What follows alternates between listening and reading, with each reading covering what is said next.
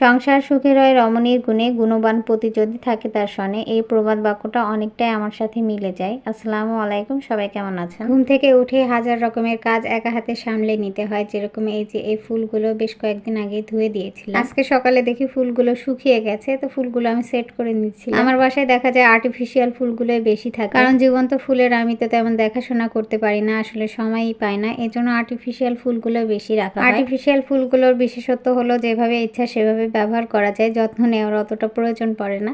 তবে কয়েকদিন পরে দেখা যায় ধুয়ে দিলে নতুনের মতো হয়ে যায়। কিন্তু যদিও আর্টিফিশিয়াল ফুল আর জীবন্ত ফুলের সৌন্দর্য কিন্তু আলাদা, তারপরেও যারা নিরুপায় তাদের জন্য তো এই আর্টিফিশিয়াল ফুলগুলোই শেষ ভরসা। প্রত্যেকটা ফুলই আমি টপের ভিতরে সেট করে নিচ্ছিলাম। আর এই ফুলটা কিন্তু আমার সংসারের শুরুর দিকের ফুল, যেটা সম্ভবত আমি একটা ভ্যান থেকে কিনেছিলাম। তো যাই হোক, আমি সব ফুলগুলো সেট করে নিয়েছি। দেখুন কতটা পরিষ্কার সুন্দর দেখাচ্ছে। ফুলগুলো আমি অনেকদিন পরে পরিষ্কার করে নিলাম, আর ঘন ঘন পরিষ্কার করলে ফুলগুলো ভালো থাকে। এই জন্য দেখা যায় অনেক গ্যাপে গ্যাপে কিন্তু আমি এভাবে পরিষ্কার করে নিই। একটু কুসুম গরম পানিতে ডিটারজেন্ট দিয়ে খুব ভালো মতো ভিজিয়ে 5 মিনিট মতো রেখে দিলে কিন্তু খুব সুন্দর পরিষ্কার হয়ে যায়। আজকে হাজবেন্ডের পছন্দের 2 ধরনের চাইনিজ আইটেম রান্না করব। গতকাল রাতে আমি টুকটাক প্রস্তুতি নিয়ে রেখেছিলাম রান্না। সংসার সুখের হয় রমণীর গুণে, গুণবান পতি যদি থাকে তার সনে। এই কথাটা আমার সাথে অনেকটা মিলে যায়, কারণ আমার হাজবেন্ড আমাকে যেভাবে সাপোর্ট করে, আসলে এভাবে সাপোর্ট করলে যে কোনো ওয়াইফই তার প্রত্যেকটা কাজেই কিন্তু সফল হবে। অনেকেই জিজ্ঞাসা করে থাকে একা হাতে আমি কিভাবে এত বড় ফ্ল্যাটের দেখাশোনা করি, সেই সাথে ছোট ছোট 2টা বাচ্চার কিভাবে টেক কেয়ার করি এবং ভিডিও নিয়েও কাজ করি। তো তাদের জন্য একটাই উত্তর,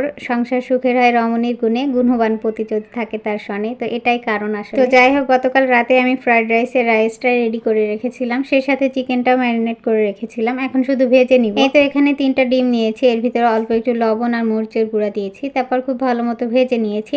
খুব কড়া করে কিন্তু ভাজা যাবে না, একটু নরম থাকা অবস্থায় উঠিয়ে নিতে হবে। তো আমি উঠিয়ে নিলাম। এখন অল্প একটু তেল দিয়ে দিচ্ছি। তো এখন দিয়ে নিচ্ছি আগে থেকে রেডি করা পাতাকপি আর ফুলকপি কুচিগুলো। তো এগুলো একটু সময় ধরে ভালো মতো ভেজে নিতে হবে। যখন সিদ্ধ হয়ে গেছে তখন কিন্তু অল্প একটু পেঁয়াজের কলি দিয়ে দিয়েছি, যেগুলো আগে থেকে ফ্রোজেন করে রাখা ছিল। তো সবগুলো একত্রে ভেজে নিয়ে তারপরে কিন্তু আগে থেকে রেডি করা রাইসটা দিয়ে দিলাম। তো রাইসটা খুব ভালো মতো সবজির সাথে ভেজে নিব। তো আগে থেকে রেডি করা ডিমটাও দিয়ে দিলাম। এরপরে স্বাদ মতো লবণ আর মরিচের গুঁড়া দিয়ে দিচ্ছি। তারপরে দিয়ে নিচ্ছি কয়েক ধরনের সস, যেমন টমেটো সস, সয়া সস আর চিলি সস। সবগুলো সসে আমি 2 টেবিল চামচ করে দিয়ে নিয়েছি। তো যাই হোক, বেশ কিছুক্ষণ ভেজে নেওয়ার পরে কিন্তু আমি চুলাটা বন্ধ করে দিলাম। ছড়ানো একটা পাত্রে ঢেলে রাখবো যেন ওভারকুক না হয়ে যায়, সেই সাথে ফ্রাইড রাইসটা যেন একেবারে ঝরঝরা হয়। তো যাই হোক, এখন আমি চিকেনটা ভেজে নিচ্ছি মিডিয়াম টু লো আছে। চিকেনটা অবশ্যই মিডিয়াম টু লো আঁচেই ভাজতে হবে, কারণ অতিরিক্ত আঁচে ভাজলে দেখা যায় ভিতরে কাঁচা থেকে যায়, আর যদি লো আঁচে ভাজা যায় দেখা যায় এটা শক্ত হয়ে যায়। তো সব মিলিয়ে মিডিয়াম টু লো আঁচে ভাজাই ভালো। তো যাই হোক, এক পাশ হয়ে যাওয়ার পরে কিন্তু আমি আরেক পাশে উল্টিয়ে নিচ্ছি। যে কোনো কাজের ক্ষেত্রে পূর্ব